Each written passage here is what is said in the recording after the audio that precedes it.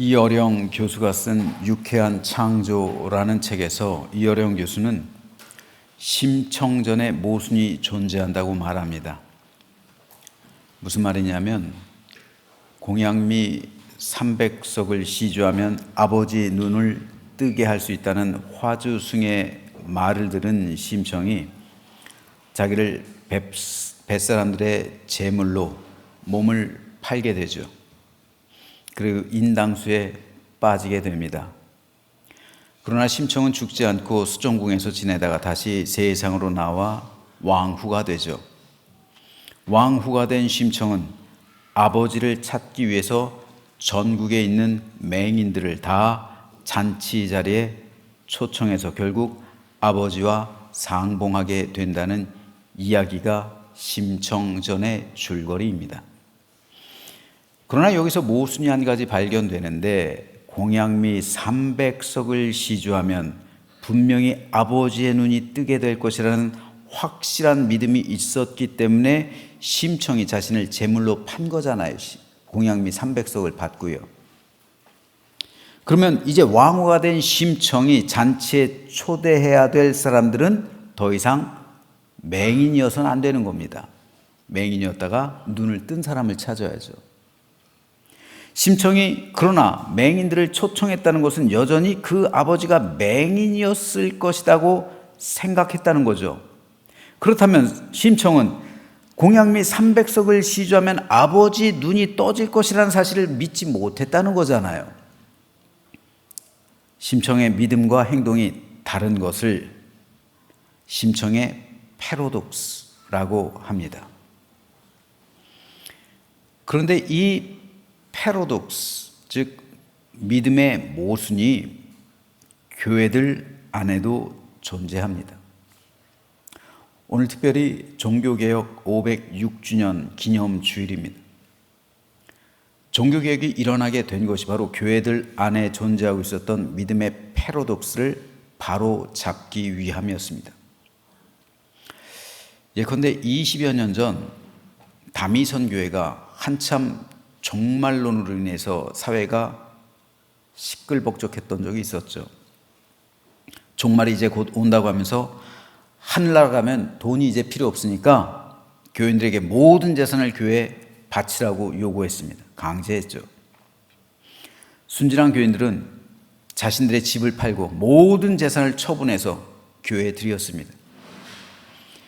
그런데 교회는 그 돈으로 무엇을 했습니까? 성전을 지었어요. 하나님의 교회를 지었단 말이에요. 교회를 크게 지었어요. 휴거하는데 왜 성전을 짓습니까? 이게 믿음의 패러독스예요. 교인들에게는 휴거한다면서 재산 필요 없으니까 다 교회에다 바치라고 하면서 정작 교회는 교회를 크게 져요. 휴거하는데 왜 교회를 크게 져요? 알고 있다는 거죠. 자기들도 가짜라는 걸. 이게 믿음의 패러독스예요. 이러한 믿음의 패러독스들이 많을수록 우리 믿음은 열매를 맺지 못하고 건강하지 못한 믿음이 됩니다. 바울은 오늘 본문에서 당시 종교 지도자들이 보이고 있는 믿음의 패러독스에 대해서 신랄하게 비판합니다. 그러면서 이 믿음의 패러독스 때문에 하나님의 이름이 이방 사람에 의해서 모욕을 받는다고 말합니다.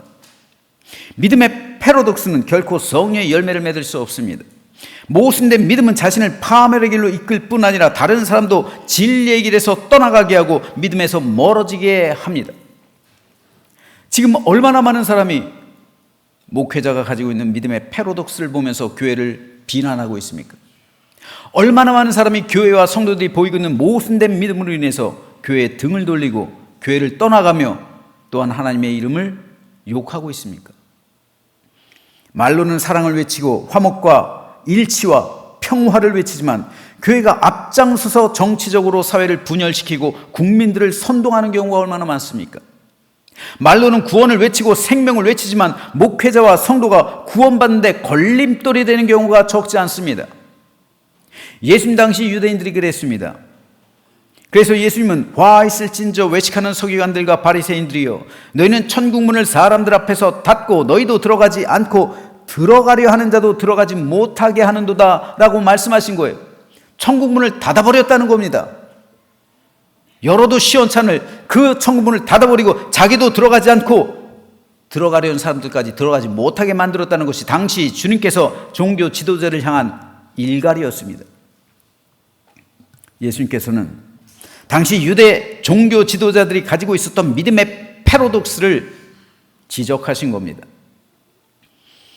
우리는 사탄을 적으로 삼아야 하고 사탄에 대해서 대항해서 싸워야 하지만 그러기 위해서 가장 먼저 우리가 싸워야 할 대상은 바로 내 안에 있는, 우리가 가지고 있는 교회 안에 있는 믿음의 패러독스입니다. 사도 바울은 원래 랍비를 꿈꾸던 사람이에요. 랍비는 성경에서 서기관이라고 표현됩니다. 혹은 율법학자라고 표현돼요. 율법학자, 서기관, 랍비는 같은 말이에요. 랍비가 되기 위해서 당시 사람은 짧게는 10수년, 길게는 30년 정도를 공부해야 했습니다. 그럼에도 대부분의 사람들은 그 꿈을 이루지 못했어요. 그만큼 어려운 그 수련과 훈련 기간, 그리고 극소수의 사람만이 만 40세 랍비란 칭호를 받게 되었습니다. 이들이 갖는 권위는 대단했습니다. 그들이 내리는 해석과 판결은 유대인들의 삶을 매기도 하고 풀기도 하는 권세를 가지고 있었어요. 예수님께서 제자들에게 진실로 너희에게 이르노니 무엇이든지 너희가 땅에서 매면 하늘에서도 매일 것이요 무엇이든지 땅에서 풀면 하늘에서도 풀리리라 라는 말씀을 하신 적이 있는데, 사실 이것은 랍비들이 그 당시 가지고 있었던 권세였습니다. 랍비들이 가진 권위와 권세가 얼마나 대단했는지 예수님께서 직접 그 권위에 대해서 이렇게 말씀하신 적이 있습니다. 예수께서 가르치실 때 이르시되 긴 옷을 입고 다니는 것과 시장에서 문안받는 것과 회당의 높은 자리와 잔치 윗자리를 원하는 서기관들을 삼가라. 서기관이 누구라고 그랬죠? 랍비요. 율법학자 마찬가지예요. 랍비들은 땅에 치렁치렁 끌려다니는 긴 옷을 입고 다녔고, 사람들은 랍비들이 지나갈 때 그 자리에서 일어나서 존경을 표시하고 머리를 숙여 인사했습니다. 이것이 시장에서 문안받는다는 표현이에요. 또 회당에 가면 모세의 자리라 불리는 의자에 앉아서 성경을 읽고 강론했습니다. 이것이 회당의 높은 자리입니다. 랍비가 잔치 자리에 나타나면 잔치를 베푼 주인은 더할 나위 없는 영광으로 생각하고 그를 극진히 대접했습니다. 그래서 잔치 자리의 제일 윗자리에 랍비들 앉혔어요. 이것이 잔치의 상석이에요. 그런데 예수님은 이렇듯 사람들에게 존경의 대상이요 율법의 최종 해석자요 권위자이며 새로운 창조자인 랍비들을 신랄하게 비난하시며 질책하셨습니다. 그 이유가 바로 그들이 보이고 있는 믿음의 패러독스 때문입니다.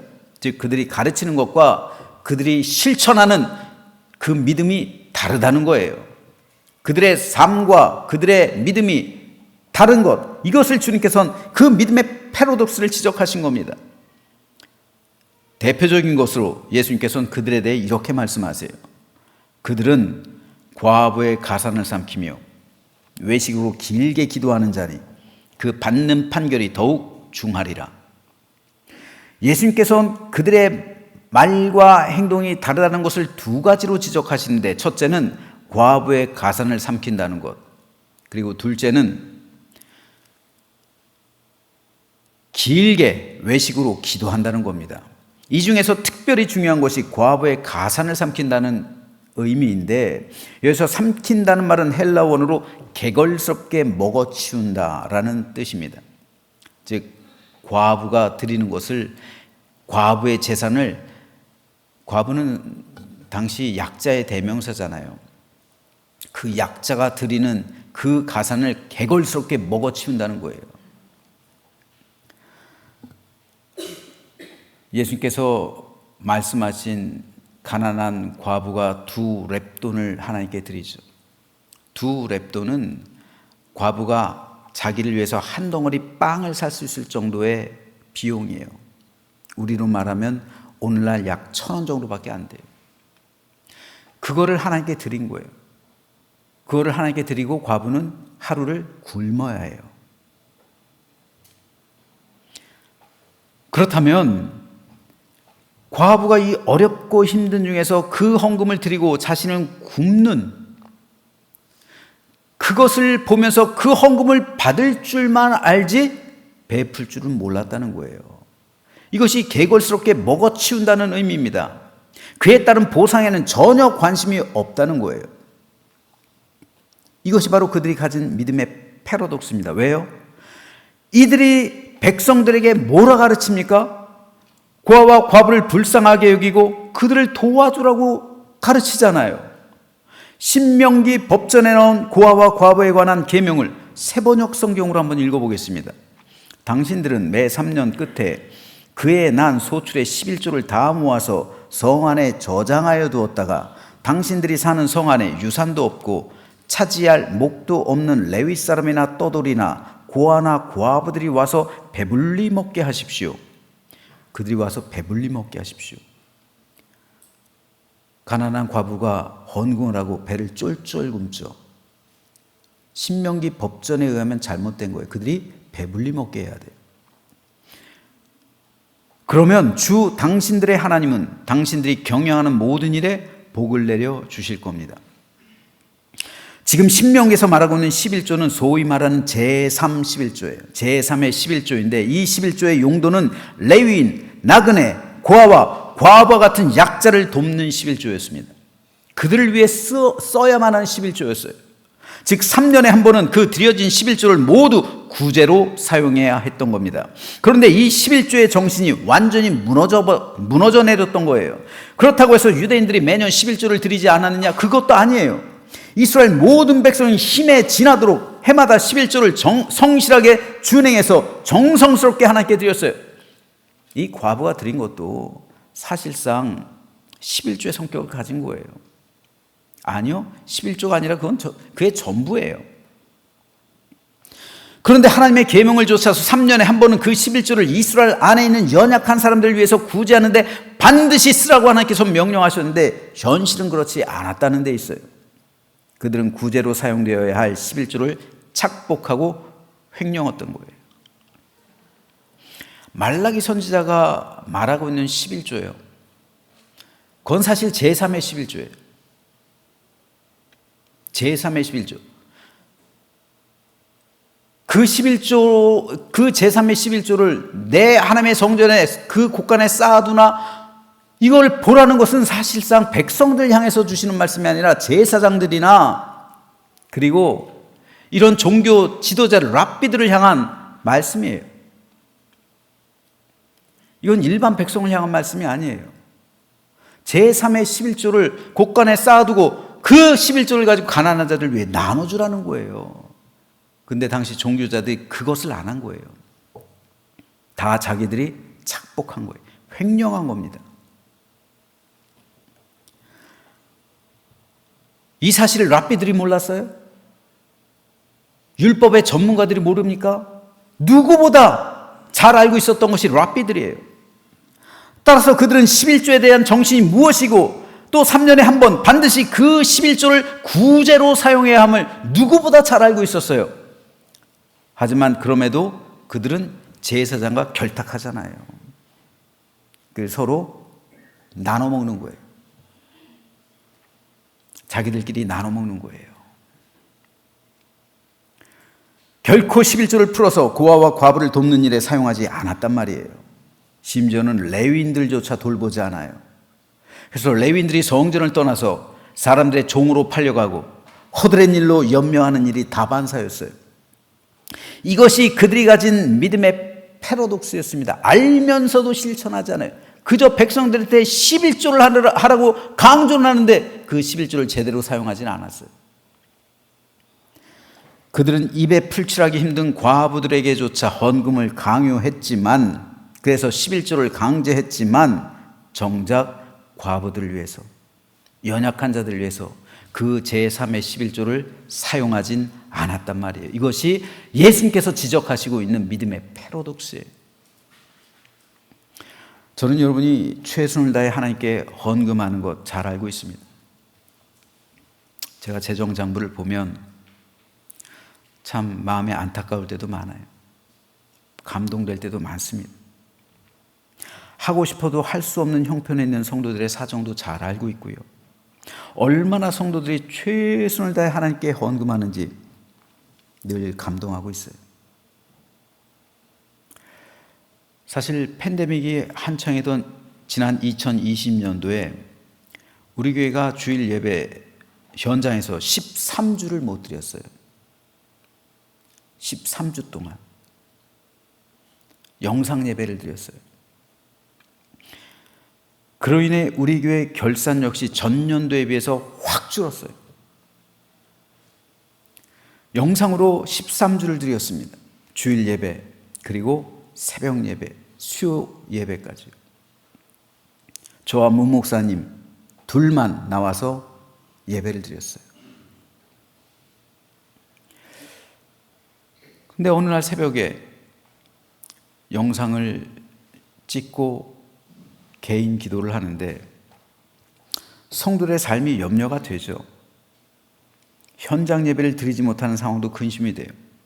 또 줄어든 재정도 걱정이 됐습니다. 그런데 그 순간 하나님께서 제 마음에 이런 감동의 마음을 주셨어요. 성도들이 오죽 힘들면 헌금하지 못하겠니? 너는 내 백성을 위로해줘라. 그리고 교회에서 그동안 통장에 예금으로 쌓아둔 그 돈을 풀어줘라. 그래서 성도들에게 위로의 손길을 베풀어라.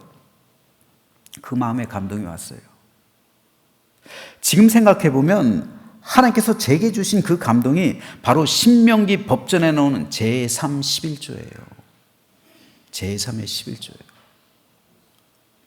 성도들이 어려울 때 성도들을 위로하고 조금이라도 도와주라는 거죠. 그래서 2차례에 거쳐서 쌓아두었던 예금 5천만 원을 다 털었어요. 그리고 성도들에게 노인 어르신부터 갓난 아이에 이르기까지 다 1인당 10만 원씩 해서 2차례에 거쳐서 다 나눠줬어요. 즉 우리 교회에서 제3의 11조를 집행한 거예요. 저는 그것이 하나님의 마음을 기쁘시게 했다고 믿습니다. 그리고 이것은 지속되어야 하고 우리 삶에서도 실현돼야 돼요. 계속 끊임없이 반복돼야 됩니다.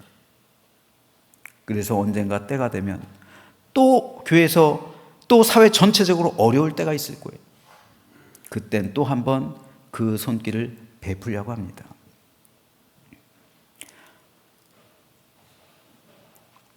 어제 1일 수양회를 다녀왔는데 최선을 다해서 우리 성도를 대접해 드렸어요. 어떤 사람은 말합니다. 좀 싼 거 먹지, 좀 저렴한 음식 먹지. 틀린 말 아니에요. 아끼고 검소하게 해서 이제 다른 은혜의 손길을 베푸는 거 좋은 일입니다. 하지만 제 생각은 달라요. 아끼는 거 좋죠. 검소한 거 중요합니다. 하지만 우리 성도들 1년 동안 최선을 다해서 하나님께 드렸잖아요. 우리가 모르는 사람도 도와요. 우리가 잘 알지 못하는 사람도, 우리 교회처럼 여러분 교회 규모에 비해서 선교 많이 하는 교회가 적어요. 드물어요. 우리는 그야말로 힘을 다해 선교하고 있어요. 그런데 그 선교를 뭘로 하는 거예요? 우리 성도들의, 진짜 여러분 우리 성도들 헌금하는 거 보면 제가 깜짝깜짝 놀래요. 이렇게 어려운 가정에서도 이렇게 해도 되나? 제가 염려될 때가 있어요. 그렇게 한 헌금을 저는 여러분을 위해 사용하고 싶어요. 다 써도 저는 아깝지 않습니다.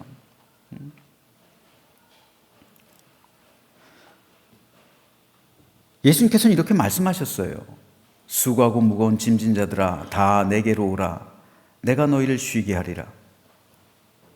여러분이 수고하고 무거운 짐을 가지고 이 자리에 나왔잖아요. 한 주간 동안 여러분은 얼마나 치열하게 살았어요. 얼마나 힘들게 살았습니까? 얼마나 세상에서 많이 당했어요. 그리스도인으로 살아간다는 것이 얼마나 힘에 겨운 일입니까? 정직한 심령이 부정직한 삶을 만나서 그들에게 의해서 오염되고 그들에게 의해서 공격당하고, 그렇다고 해서 우리도 그들을 뺨을 때릴 수도 없고 어떻게 할 수 없는 그런 갈급한 심령으로 이 자리에 나왔잖아요. 악을 악으로 갚을 수 없기 때문에 우리는 여전히 연약한 심령들입니다. 그래서 우리는 수고하고 짐진 자들이에요. 근데 수고하고 짐진 자들이 왔는데 교회에서조차 억눌리고 강압당하고, 그리고 여러 가지 문제로 인해서 스트레스 받고 고민하게 된다면 여러분, 쉼을 누리지 못하는, 주일은 뭡니까? 회복되는 날이잖아요. 모든 것이 다시 새롭게 세팅되는 날이잖아요. 리커버리 되는 날이란 말입니다. 여러분의 모든 삶의 문제가 회복되는 날, 건강도 회복되고요, 정신도 회복되고요, 영혼도 회복되고요, 신앙도 회복되고요, 내 삶의 모든 것이 다시 회복되고 쉼을 얻는 날이 주일이에요. 그러면 여러분, 이 자리에 오셔서 회복의 경험을 누려야죠. 이 자리에 와서 여러분의 영혼이 쉼을 누려야죠. 이 자리에서 예수님께서 말씀하시고 있는 것처럼 수고하고 무거운 짐진 자들아 다 내게로 오라, 내가 너희를 쉬게 하리라는 말이 오늘 예배 가운데 여러분의 삶 속에서 실현되어야죠. 이것이 예배 목적이잖아요. 그런데 이것이 오늘날 실현되는 교회가 과연 우리 가운데 얼마나 있겠느냐는 거예요. 제자 중 하나가 예수님에게 예루살렘 성전을 보면서 그 위용과 웅장함과 화려함에 대해서 예수님께 자랑하듯 떠벌립니다. 선생님 보십시오, 얼마나 멋진 건물입니까? 얼마나 굉장한 건축물입니까? 이에 대해서 예수님이 이렇게 대답하세요. 너는 이 큰 건물들을 보면서 감탄하고 있니? 여기에 있는 돌 하나도 절대로 돌 위에 남겨지지 않을 때가 올 것이다. 예수께서 경고의 말씀을 하시는 거예요. 결과적으로 예수님의 말씀처럼 주후 70년에 완전히 다 무너져 버렸잖아요. 왜요? 과부의 가산을 삼킨 제물로 유지되는 성전, 도와야 마땅할 구제 11조를 가지고 횡령하고 전용해서 자기들의 배를 채우는 성전, 화려함을 위해 치장되는 성전이라면 그것은 하나님을 결코 기쁘게 할 수 없는 겁니다. 그건 하나님께 영광이 되는 게 아니라 도리어 하나님을 모욕하는 거예요. 그런 성전이 하나님께 무슨 소용이 있겠습니까?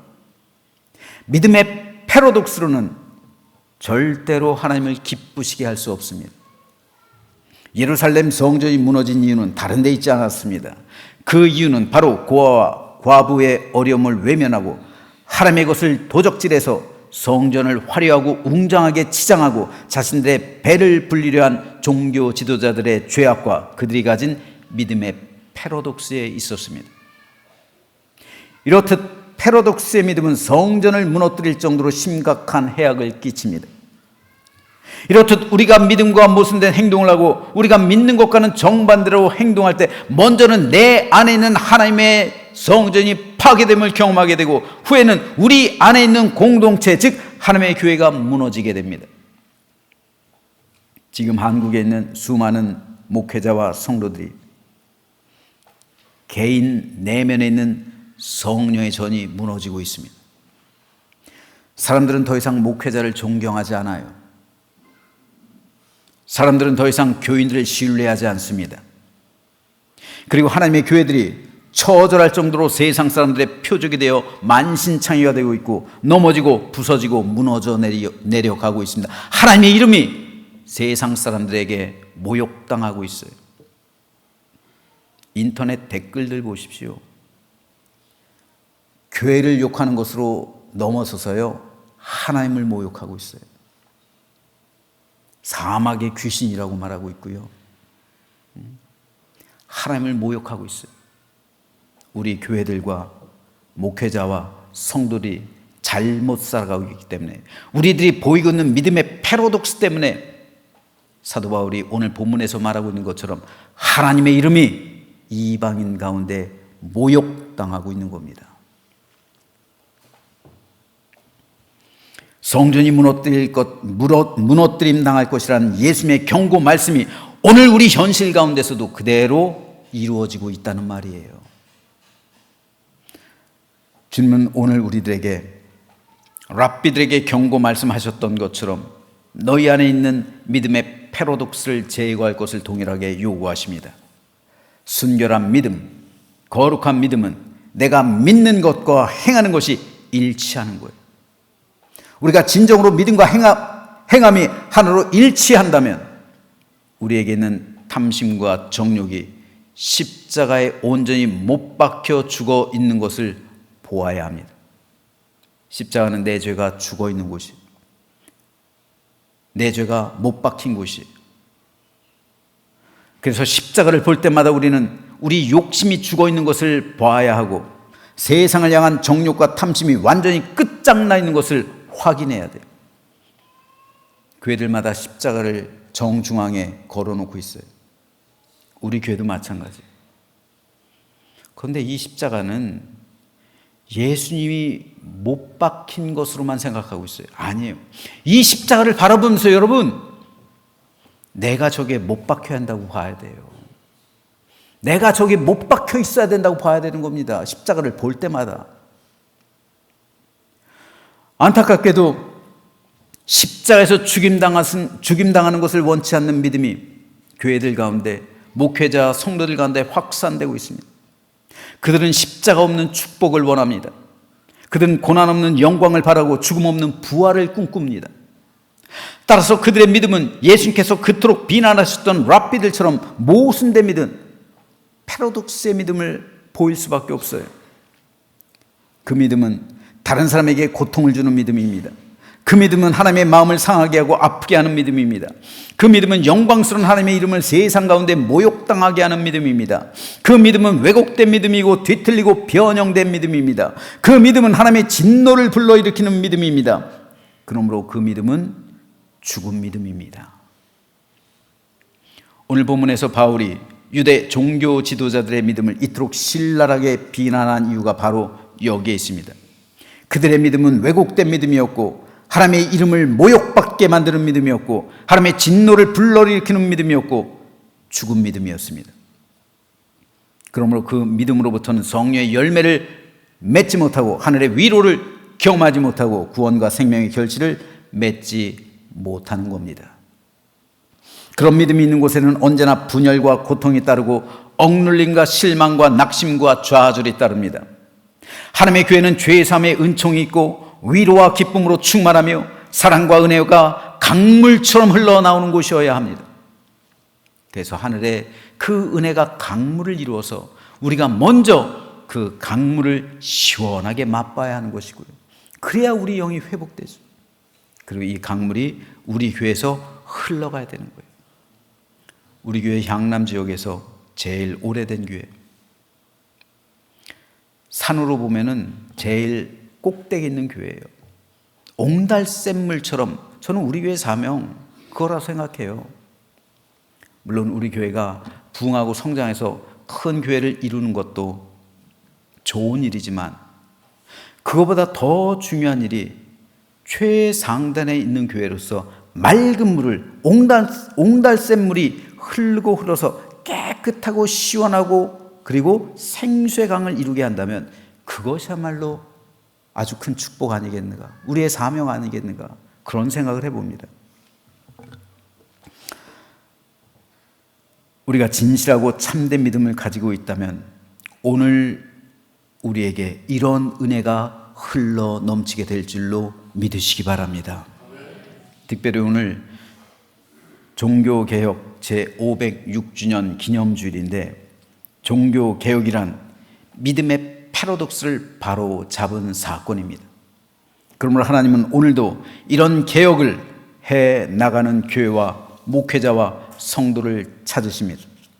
내가 믿는 것과 내 삶이 하나 되고 일치하는 믿음, 십자가에서 내 모든 정욕과 자아와 탐심이 못 박혀 죽어 있는 믿음, 하나님의 뜻대로 움직여지고 다스려지는 믿음, 이런 믿음을 가진 자를 통해서 하나님은 오늘도 개혁을 이루십니다.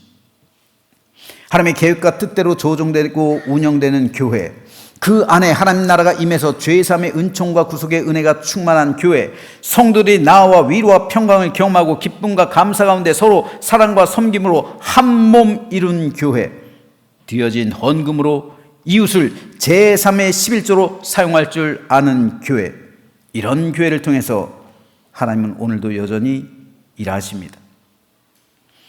오늘 저는 저와 여러분 그리고 우리 교회의 믿음이 주님 보시기에 진실한 믿음이 되시기를 주님의 이름으로 축복합니다.